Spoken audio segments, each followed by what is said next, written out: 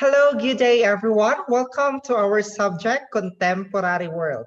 And we are now in the chapter 2, which is all about the global economy.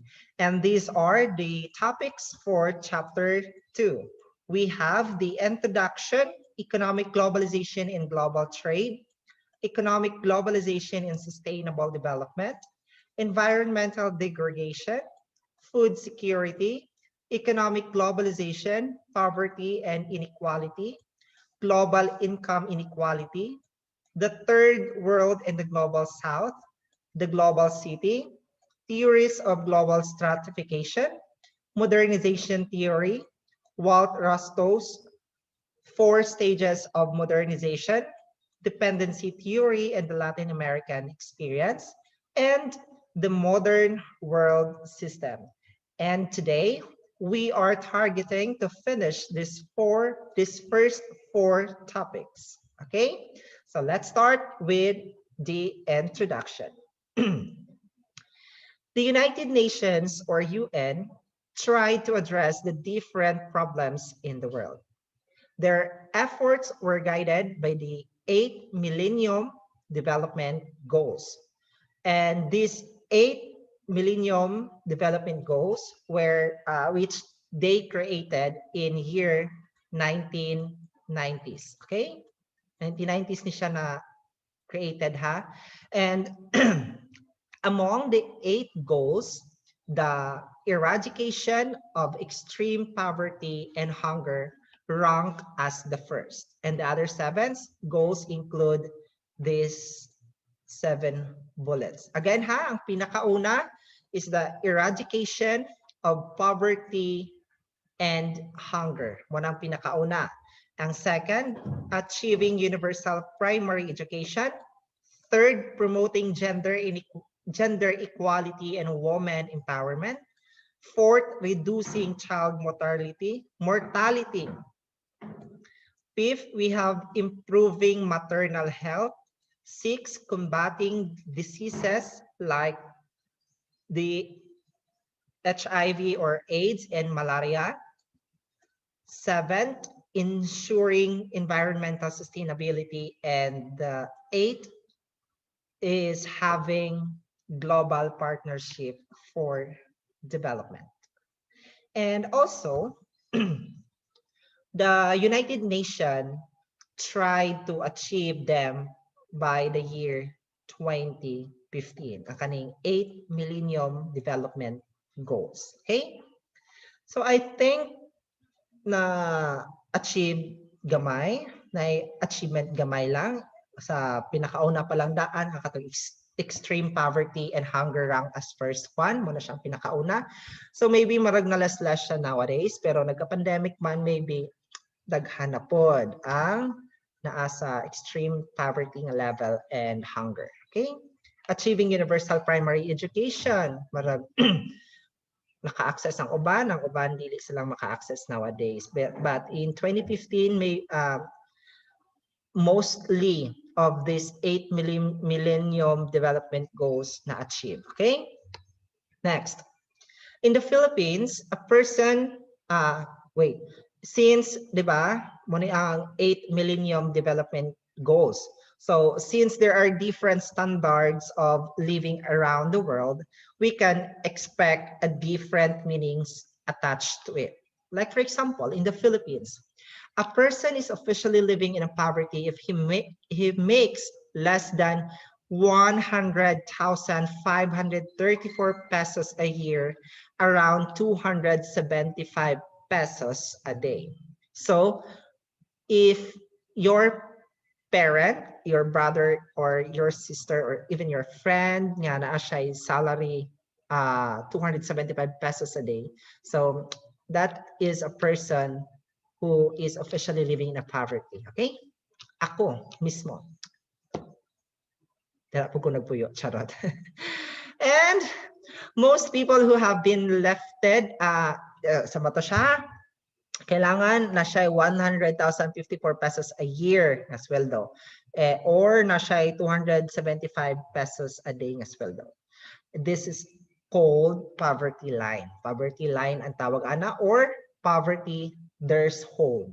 But we are going to focus on extreme poverty, which according to the United Nations year 2015 is a condition characterized by severe deprivation of basic human needs, including the food, safe drinking water, sanitation facilities, health, shelter, information, and of course, the education.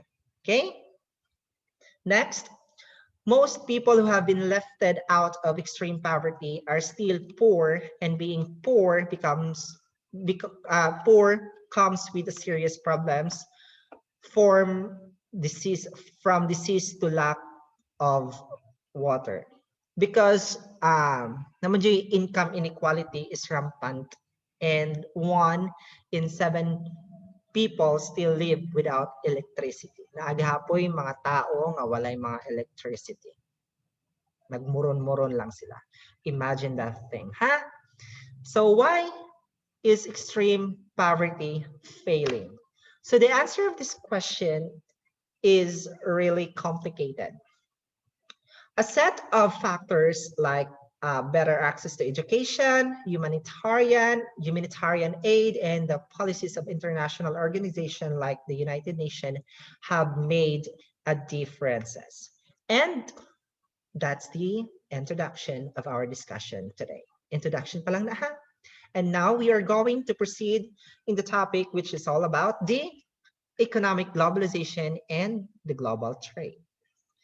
So according to the United Nations, economic globalization refers to the increasing independence of world economies as a result of growing scale of cross-border trade commodities and services, the flow of international capital, and wide and rapid spread of technologies.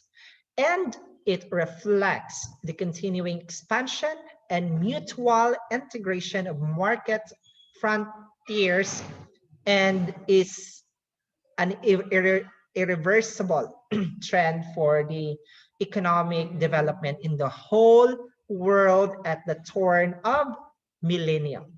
So we have here there are two different types of economies associated with economic globalization, and these are the protectionism and liberalization. Okay, let's start with the protectionism rather. Okay, protectionism, not protectionism. Okay, again ha, protectionism and liberalization. Okay, let's start with the protectionism. So it means a policy of a systematic government intervention in foreign trade with the objective of encouraging domestic production. This encouragement involves a giving preferential treatment to domestic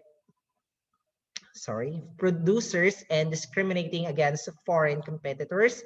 And that's according to McAleese, year 2007, as cited in Ritzler, year 2015, page 1169. So the term protectionism usually comes in the form of quotas or tariffs. Mga quota and mga tariffs. Ang kanang tariffs mo na siya, tariffs are required fees on import and export of things and food. Mo na siya ang tariffs. Okay? Or in the simplest term, tariff is a tax to be paid on a particular class of imports or export. Like for example, sa Philippines, like for example lang ni siya, example lang niya, don't be serious about this. Like for example, sa Philippines, in Philippines, ang ballpen tag piso ra, and in America, it would be given 5 pesos tariff, and the pen would become 6 pesos na in America, while sa Philippines, tag 1 peso ra siya. And mao na siya ang example of tariff. And this policy was practiced during the mercantilist era. Kung gikan ang, like for example, if that thing is from the Philippines, na siya patong tax. If kana nga thing or kana nga food, ibaligya to the other country. Okay? Ana na siya ang tariff. Next. The Great Depression of 1929 marked the peak of protectionism. And until today, because protectionism exists in world economy despite the growth of trade liberalization. Mao nang until today naagihapon ang protectionism. And did you know that countries like China, Japan, and United States are being accused of practicing protectionism? Okay. Next, we have the liberalization. Trade liberalization is the reverse process of protectionism. After previous protectionist decisions, trade liberalization occurs when governments decide to move back toward free trade. And free trade here, mo na siya ang agreement and technological advances in transportation and communication means goods and services move around the world more easily than ever. Okay? Like for example, the mobile phone, the mobile phones, the mobile phones. It seems to have a good consequences for everything, including reducing poverty. According to economist Jeffrey Sachs, mobile phones are the single most transformative technology when it comes to developing countries. And ang phones or ang mobile phones, it gives people access to banking and payment system and better access to education and information. Like for example, with the use of mobile phone, di ba? We can use our mobile phone to transact a bank payment. Like for example, sa pag-enroll niyo sa BDC, gagamit mo phone to transact an online payment sa inyong down payment or sa inyong pagbayad sa inyong tuition fee or whatever it is. Okay?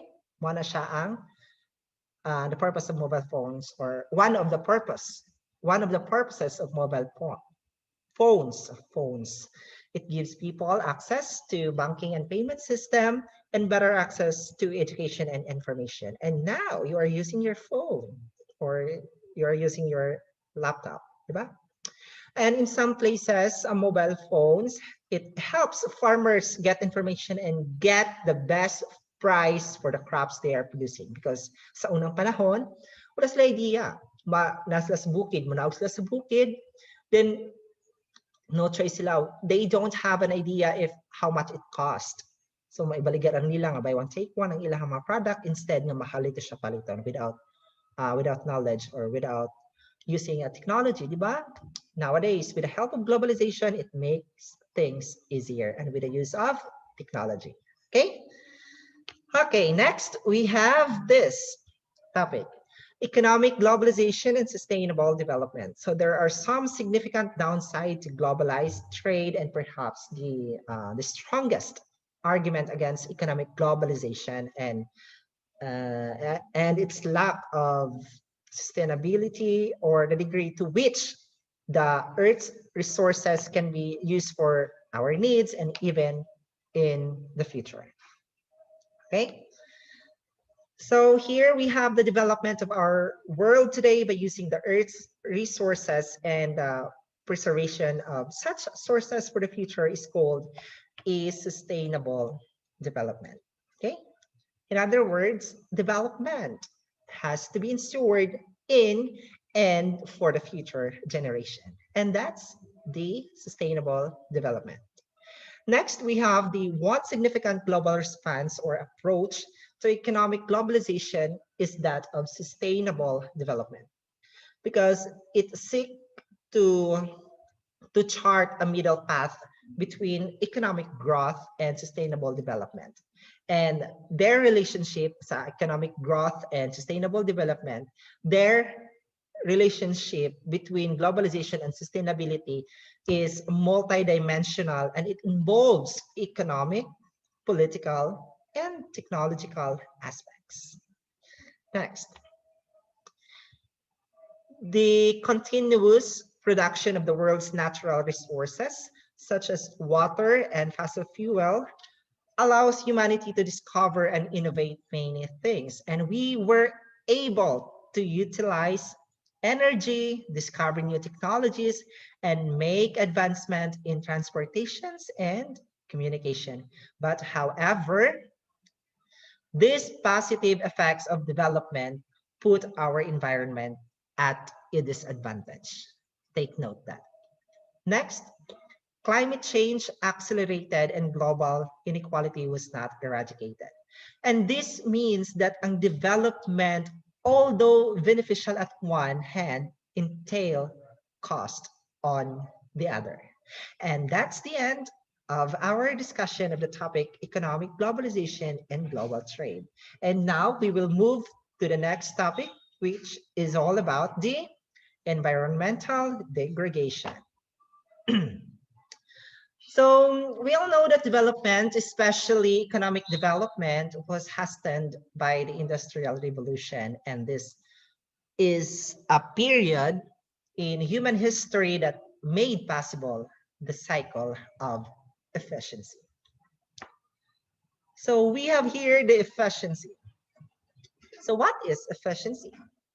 Efficiency means finding the quickest possible way of producing large amounts of a particular product.